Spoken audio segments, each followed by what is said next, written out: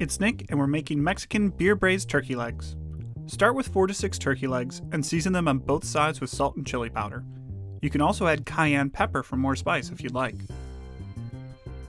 Add 2 tablespoons of vegetable oil to a large Dutch oven and heat to medium-high heat.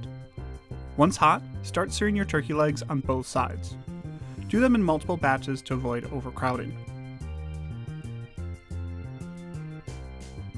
Once the legs are browned on all sides, remove them and set aside. I really like this recipe. It's like eating a turkey leg at a fair, but with a bit of a spicy and tangy sauce on top. It's pretty fun. With the turkey legs browned, it's now time to add our vegetables for the braising sauce. Add in a chopped onion, 2 chopped carrots, and about a tablespoon of tomato paste. Mix together and cook until softened. Once softened, add 3 chopped cloves of garlic, a chopped, seeded jalapeno, and cook until softened. Now we add in a bottle of Mexican lager. For a deeper gravy, use a dark lager if you prefer. After adding the beer, put the turkey legs back in and then add chicken broth to just about cover the first level of turkey legs. Don't fully submerge them. Bring the mix to a boil, then cover and bake at 350 degrees for about 2 hours. The turkey legs are done once they're tender.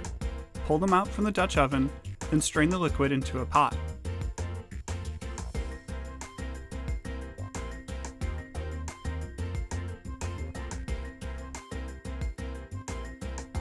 Bring the liquid to a boil, then stir in a 1/4 cup of butter and 2 tablespoons of instant flour. Once you mix that together, add in the juice of 2 limes.